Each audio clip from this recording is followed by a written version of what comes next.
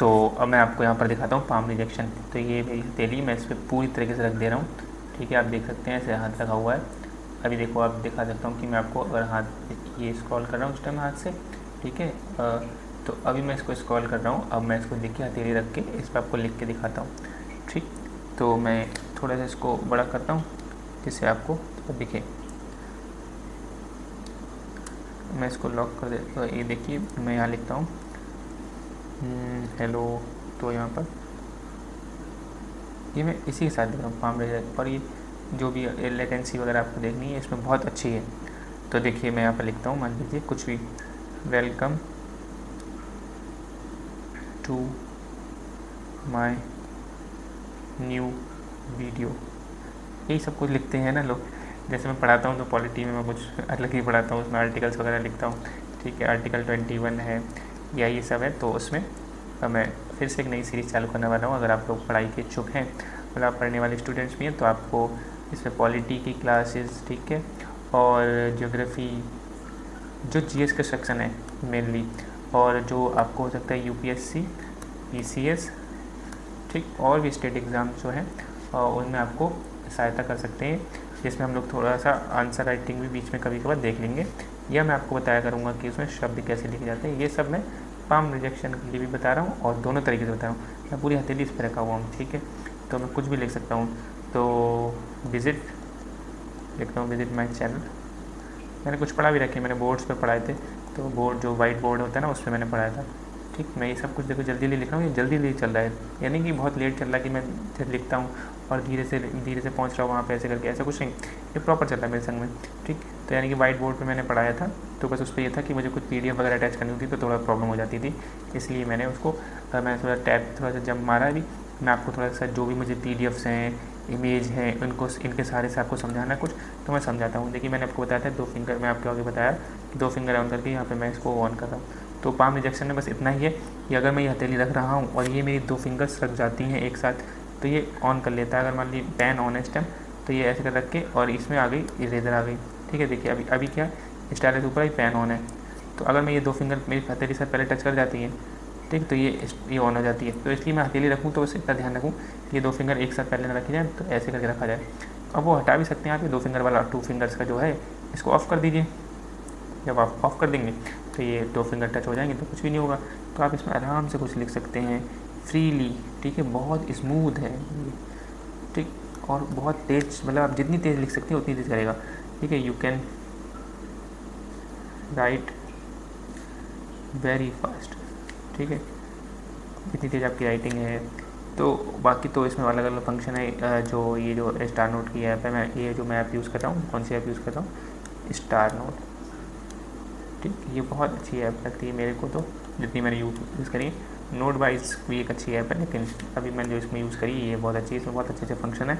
कुछ एप्लीकेशन जो हैं आपकी, उसमें क्या है ना, उसमें आपको पाम रिजेक्शन का एक ऑप्शन भी देते हैं, पाम रिजेक्शन का एक ऑप्शन भी देते हैं, उसको भी आप इनेबल कर दीजिए। ऑन कर देंगे जब आप, तो पाम रिजेक्शन को सपोर्ट करेगा।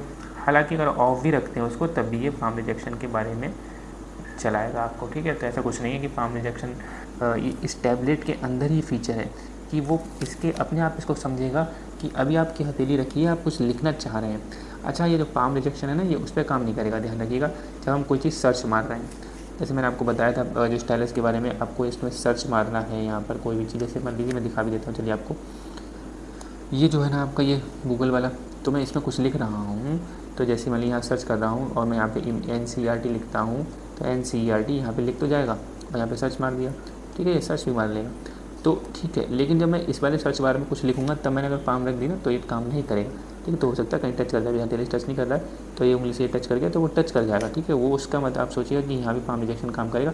ये पाम रिजेक्शन जो बेसिकली हम लोग लेते हैं, पाम रिजेक्शन वाला ऑप्शन, तो हम लोग नोट्स के लिए लेते हैं, तो नोट्स में तो बेस्ट है, ये अपने आप पाम रिजेक्ट करेगा, ठीक है। आप किसी भी नोट में करेंगे, जो इसके अंदर एक नोट की ऐप आती, नोट पैड आता है इसके अंदर, जो इसमें तो बाय डिफ़ॉल्ट काम करता ही करता है, ठीक। और इसमें एक कैलकुलेटर भी है, मतलब ये जो ऑन करेंगे यहाँ से, आप ये क्रॉस कर दिया, अभी ऑफ है, अब ऑन कर दिया मैंने। अगर मैं यहाँ पर 2 + 2 लिखता हूँ और इक्वल्स टू करता हूँ, तो ये अपना 4 दे देता है, ठीक। कितना बड़ा भी नंबर लिखता हूँ मैं, 12 का स्क्वायर लिखता हूँ, तो ये दे देगा 144, ठीक है। ये चीज़ इसमें बहुत अच्छी है, और मैंने इससे पता है ये चीज़ इस पर ही वर्क करके देखी थी, कि मैंने लिखा था, मान लीजिए अंडर रूट के भी कोई क्वेश्चन लिखे थे, +2 होल स्क्वायर ऐसे लिख दिया, -6 + 3 अंडर रूट होल स्क्वायर ऐसे लिख दिया, इसको मैं स्क्वायर मार देता हूँ तो उसका देखिए लगभग में इसने आंसर दे दिया कि जो ये वाला साइन बनाते हैं ना, ये वाला, इसका मतलब होता है कि लगभग में थोड़ा आंसर इतना जा रहा, तो -43.785 -43.785 इसने आंसर दे दिया। यानी कई बार जो बच्चों को पढ़ा रहे होते हैं तो मुझे उसमें आंसर चेक करना होता है, तो वो बच्चे लिख के लाते हैं, मैं नया क्वेश्चन कोई बनाता हूँ उसको जिसका आंसर मुझे नहीं पता होता है, मैं उसको सॉल्व करके ही निकाल पाता हूँ, क्योंकि कई बार मैं रैंडमली ऐसे क्वेश्चन बना के दे देता हूँ तो उसका आंसर मुझे चेक करना है। तो जनरली मैं क्या करता हूँ, मैं वही पूरा क्वेश्चन इस पर मैंने लिख दिया, यहाँ पर लंबा है क्वेश्चन मैंने यहाँ लिख दिया, कोई भी लंबा जो इक्वेशन मैं लिखता हूँ, मान लीजिए जैसे 2 + √3 होल स्क्वायर -6 / 8 का होल स्क्वायर प्लस, बस ये होता है कुछ लाइन होना चाहिए, लाइन से बाहर लिखेंगे आप थोड़ा तो उसको प्रॉब्लम हो जाएगी समझने में। 2 + √6 - 8 इसको रूट पूरे चला दें का होल स्क्वायर इक्वल्स टू, मैं करता हूँ तो दे देगा, अभी नहीं दिया क्योंकि ये साइड टेढ़ा लिखा हुआ है, मैं एक बार फिर से इसको लिख के देखता हूँ करता है, क्योंकि मैंने ऐसे फ्रैक्शन में तो नहीं दिया था इसको। -6 / 8 स्क्वायर पहले इतना दे के देखते हैं, हाँ इतने को दे दिया इसने, तो यानी कि अगर मैं ठीक से लिखूँगा पूरा तो भी दे देगा। चलिए एक बार पूरा ठीक से लिखते हैं, थोड़ा सा इसको पतला कर लेते हैं।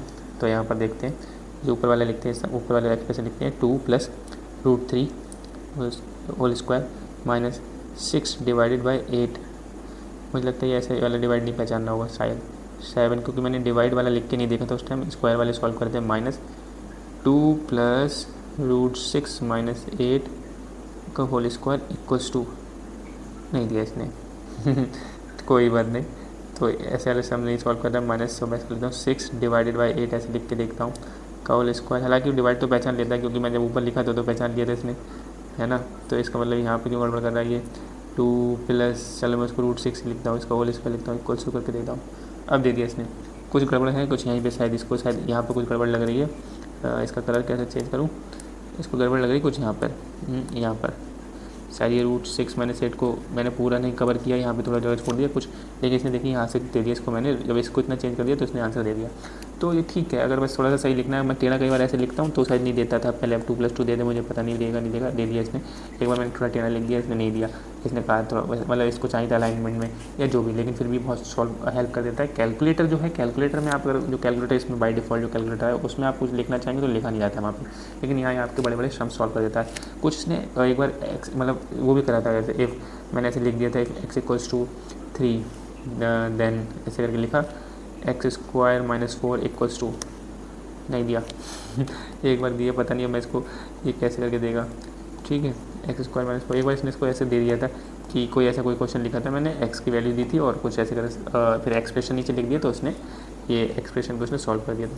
तो ये थोड़ा समझना है, लेकिन हाँ ये काफ़ी तक समझता है इस चीज़ को, या हो सकता है ये समझ रहा हो मेरी बात को कि मैं कौन कौन से एक्सप्रेशन लिखता हूँ, तो ये अपडेटेड रहता है उस चीज़ से, तो ये एक्सप्रेशन ऐसे लिख के दे देता है, तो ये तो ठीक। लेकिन यहाँ पर जो है ना, यहाँ पर टच ऐसा काम नहीं करता है कि स्मूथ ऐसे करके बहुत प्रॉपर काम करे, तो यहाँ पर देखिए कि थोड़ा झटके में काम कर रहा है, ठीक। ये थोड़ी सी इसकी एक अलग बात है जो भी, वेल तो ये काम में आएगा आपके, अगर आपको कुछ ऐसा बड़ा सॉल्व करना है। बाकी फिर आज में दुनिया में बहुत सारी चीज़ें चल रही हैं तो आप उसको कर ही सकते हैं, ठीक है। तो फिर अब ये इसका पाम रिजेक्शन था।